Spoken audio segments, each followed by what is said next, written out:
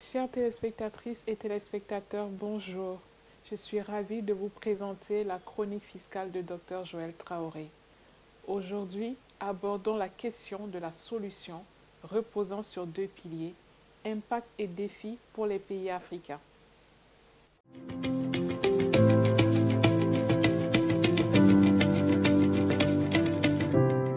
Mesdames, Messieurs, bonjour. Grande est ma joie de vous retrouver aujourd'hui pour la chronique fiscale de ce mois qui portera sur la solution reposant sur deux piliers, impact et défis pour les pays africains. Pour cette chronique, j'aimerais bien m'approprier la juste affirmation du Forum africain de l'administration fiscale, appelé ATAF selon son sigle en anglais, qui dit que l'accord sur les deux piliers repose sur des règles complexes qui posent des défis significatifs de mise en œuvre pour les administrations fiscales africaines. La solution reposant sur deux piliers représente en effet la réforme de la fiscalité internationale adoptée sous l'égide du cadre inclusif sur le BEPS de l'OCDE en juillet 2021. Cette réforme a été largement approuvée par 142 pays, dont plus de 30 pays africains qui ont tous signé l'accord sur la solution reposant sur deux piliers. Pour mieux comprendre ce qu'il en est, je propose de présenter brièvement le contenu de chaque pilier. Le pilier 1 prévoit une répartition des droits d'imposition entre les juridictions fiscales afin de mieux résoudre les problèmes liés aux défis de l'économie numérique. Cela veut dire concrètement que même si une multinationale n'est pas physiquement installée ou implantée dans un pays, ce pays a quand même le droit de prélever l'impôt sur une part des bénéfices si l'entreprise a réalisé des recettes sur son territoire. Le pilier 1 est composé de deux éléments essentiels, à savoir le montant A et le montant B. Le montant A prévoit la redistribution d'une part des bénéfices des plus grandes et des plus rentables entreprises multinationales aux juridictions de marché, c'est-à-dire les pays où sont réalisées les recettes de ces multinationales. D'autre part, le montant B concerne les activités de marketing et de distribution de base auxquelles il préconise d'appliquer le principe de pleine concurrence dans les pays où elles sont réalisées. C'est-à-dire qu'une entreprise doit payer un impôt juste sur les revenus provenant de ses activités de vente ou de publicité locale. Avant de passer à la présentation du pilier 1, je dois préciser que les règles du pilier 1 s'appliquent aux multinationales dont le chiffre d'affaires dépasse 20 milliards d'euros avec une rentabilité supérieure à 10%. Les entreprises du secteur des industries extractives et des services financiers sont exclues du champ du pilier 1. Pour ce qui concerne le pilier 2, il instaure un taux effectif d'imposition minimum mondial de 15% afin d'éviter la concurrence fiscale agressive entre les pays du monde. À l'instar du pilier 1, le pilier 2 comprend deux éléments principaux, à savoir les règles GloBE et les règles d'assujettissement à l'impôt. Les premières garantissent qu'un taux effectif de 15% soit appliqué aux bénéfices mondiaux des grandes multinationales, tandis que les secondes règles permettent aux pays de source de reprendre leurs droits d'imposition sur les revenus d'une multinationale imposés à moins de 9% dans un autre pays. En termes simples, cela veut dire que si un pays ne taxe pas les revenus d'une multinationale ou les taxe à moins de 9%, un autre pays a le droit de taxer encore ces mêmes revenus. Avant de passer à la présentation des règles du pilier 2, je dois préciser que les règles du pilier 1 s'appliquent aux multinationales dont le chiffre d'affaires dépasse 20 milliards d'euros avec une rentabilité supérieure à 10%. Les entreprises du secteur des industries extractives et des services financiers sont exclues du champ d'application du pilier 1. Pour ce qui concerne le pilier 2, il instaure un taux effectif d'imposition minimum mondial de 15% afin d'éviter la concurrence fiscale agressive entre les pays du monde. À l'instar du pilier 1, le pilier 2 comprend deux éléments principaux, à savoir les règles GloBE et les règles d'assujettissement à l'impôt. Les premières règles garantissent qu'un taux effectif de 15% soit appliquée aux bénéfices mondiaux des grandes multinationales, tandis que les secondes règles permettent aux pays de source de reprendre leurs droits d'imposition sur les revenus d'une multinationale imposés à moins de 9% dans un autre pays. En termes simples, cela veut dire que si un pays ne taxe pas les revenus d'une multinationale ou les taxe à moins de 9%, un autre pays a le droit de taxer encore ces mêmes revenus. Le pilier 2 concerne les entreprises dont le chiffre d'affaires dépasse 750 millions d'euros annuels. Ces entreprises doivent être imposées à un taux effectif de 15%. Maintenant que vous avez compris les règles que renferment les piliers 1 et 2, vous vous demandez certainement quelle est leur finalité. Pour répondre à cette question, je vais vous parler d'abord des objectifs de chaque pilier. Le pilier 1 a pour objectif d'attribuer une part des bénéfices des grandes multinationales aux juridictions de marché, c'est-à-dire les pays dans lesquels sont réalisées ces recettes. À cet effet, les règles du pilier 1 tendent également à actualiser les règles fiscales internationales en tenant compte de la numérisation de l'économie et à rééquilibrer les droits d'imposition entre les pays du Nord, qui sont les sièges des multinationales, et les pays du Sud, où les recettes des multinationales sont réalisées. Le pilier 1, comme je l'ai dit précédemment, vise uniquement les grandes entreprises multinationales ayant réalisé un chiffre d'affaires supérieur à 20 milliards et une rentabilité qui dépasse 10%. Il faut retenir ici qu'avec ces règles de répartition des droits d'imposition entre les pays développés et les pays en développement, le pilier 1 évite les éventuelles tensions entre eux.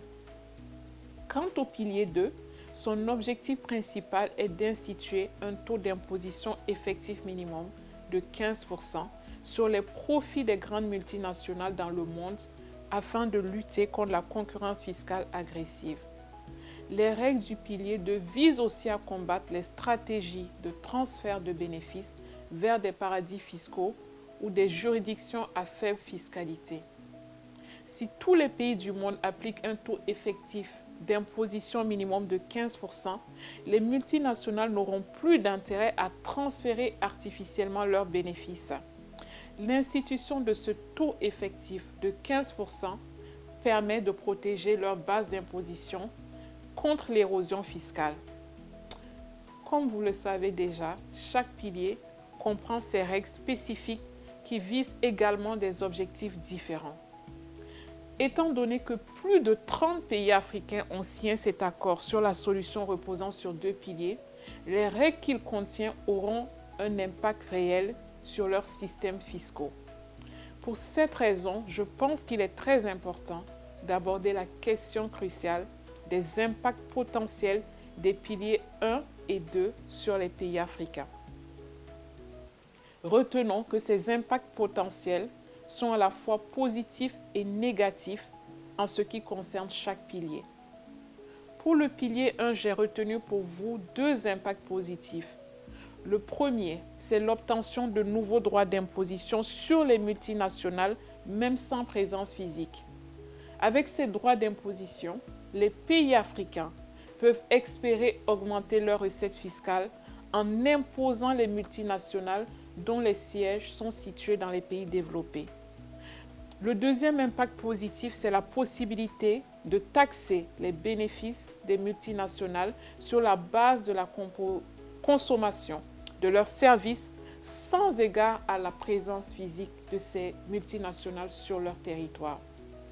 Cette possibilité est bien adaptée aux enjeux de l'économie numérique. Les impacts positifs du pilier 1 pour les pays africains ne se résument pas bien évidemment aux 2 impacts que je viens d'énumérer.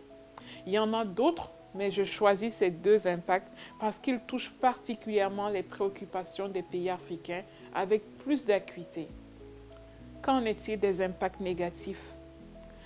Je retiendrai 3 impacts principaux.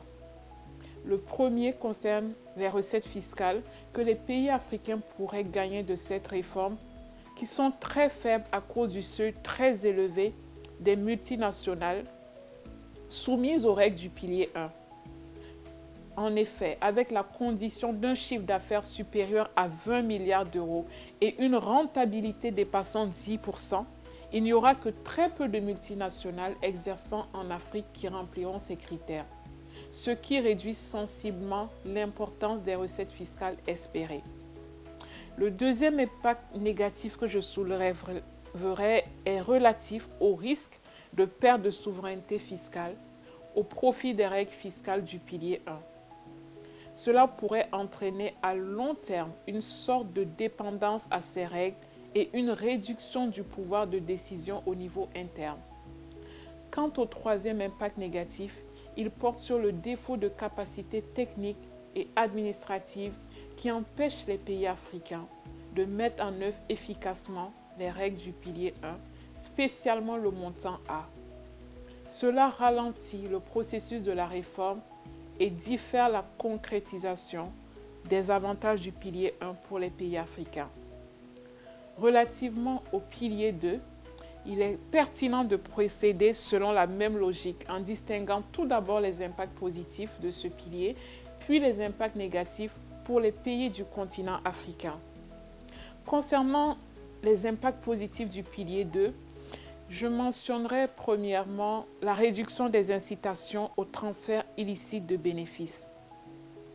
En effet, avec l'application d'un taux effectif d'imposition minimum mondial sur les sociétés, les multinationales n'ont plus de motivation à transférer leurs bénéfices vers des paradis fiscaux qui n'existeront plus avec la mise en œuvre du pilier 2, lequel a également pour effet de stabiliser les bases fiscales nationales.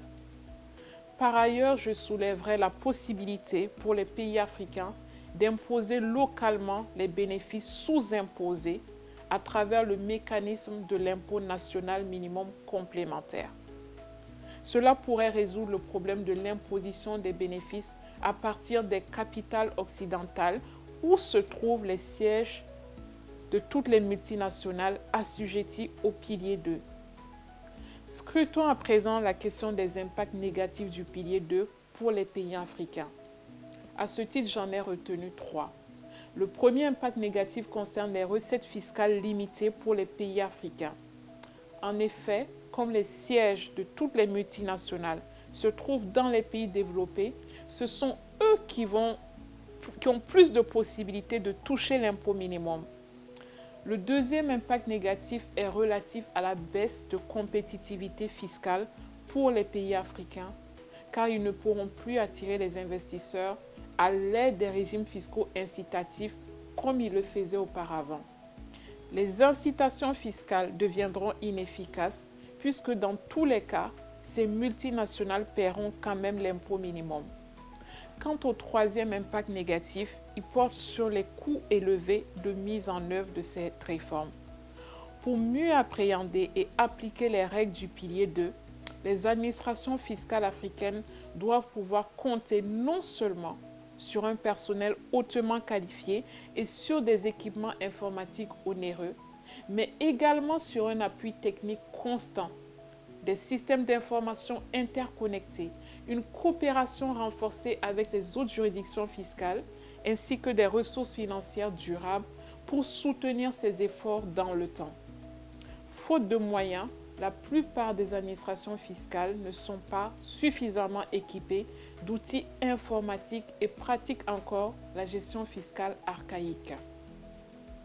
Après avoir abordé la question des impacts de la solution reposant sur 2 piliers pour les pays africains, c'est l'occasion d'analyser les défis auxquels ces pays sont confrontés. Si les pays africains peuvent se féliciter de ce que certaines de leurs propositions aient été intégrées dans les règles du montant B en matière de prix de transfert en janvier 2024, il y a encore plusieurs aspects importants qui ne sont pas encore pris en compte.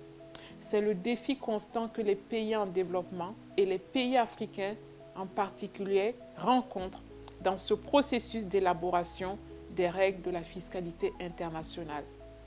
Leurs voix ne sont pas suffisamment entendues. Par ailleurs, l'ATAF, une organisation qui regroupe les administrations fiscales africaines pour renforcer la coopération, les capacités techniques et la mobilisation des recettes sur le continent, a exprimé des inquiétudes au sujet du montant A. D'après cette organisation, la réaffectation des bénéfices vers les pays africains au titre du montant A ne sera que très limitée et l'épineux problème du déséquilibre actuel dans la répartition des droits d'imposition ne sera pas corrigé. Un autre défi est que les pays africains se voient obligés d'abandonner des taxes numériques ou des mesures unilatérales en échange de la réallocation des droits d'imposition prévus par le montant A. Cela amoindrit leur marge de manœuvre. Pour profiter de cette redistribution, les pays signataires doivent promettre de supprimer toutes les taxes numériques unilatérales qu'elles ont mises en place ou qu'elles envisageaient d'établir, tels que les impôts sur les services numériques imposés à des entreprises comme Google, Facebook, Amazon, etc. La liste est encore longue. Effectivement, ces impositions sont perçues par les grandes puissances économiques, en particulier les États-Unis, comme étant discriminatoires à l'égard de leurs entreprises et contraires à l'esprit d'un accord fiscal multilatéral. Pour relever les défis que je viens d'analyser en rapport avec la solution reposant sur 2 piliers, il importe que les pays africains mettent en place quelques stratégies efficaces. Passons en revue donc quelques-unes envisageables. Les préoccupations des pays africains, bien qu'elles ne soient pas toujours prises en compte, il est important que lors des négociations, ils coordonnent leur prise de position pour parler le même langage de manière à être plus audibles. Dans cet ordre d'idées, ils devraient également songer à élaborer davantage des règles fiscales alternatives au niveau continental concernant l'économie numérique, tout en intensifiant la coopération régionale. Une autre stratégie qui mérite d'être relevée ici, c'est le renforcement des capacités fiscales nationales en dotant les administrations fiscales de suffisamment de moyens financiers et techniques pour l'efficacité de leur action. Si les stratégies présentées ici sont enrichies et complétées, les pays africains pourraient pleinement tirer parti de cette réforme de la fiscalité internationale et en exploiter les opportunités potentielles. Chères téléspectatrices et téléspectateurs, j'ai bon espoir que cette chronique vous aura suffisamment éclairé sur les impacts et les défis de la solution reposant sur 2 piliers. Je vous remercie de votre aimable attention et retrouvons-nous très bientôt pour la prochaine chronique pour aborder ensemble la question de la mobilisation optimale des recettes fiscales qui constitue le nerf de la guerre pour les pays africains. Ensemble, brisons les barrières d'accès au savoir.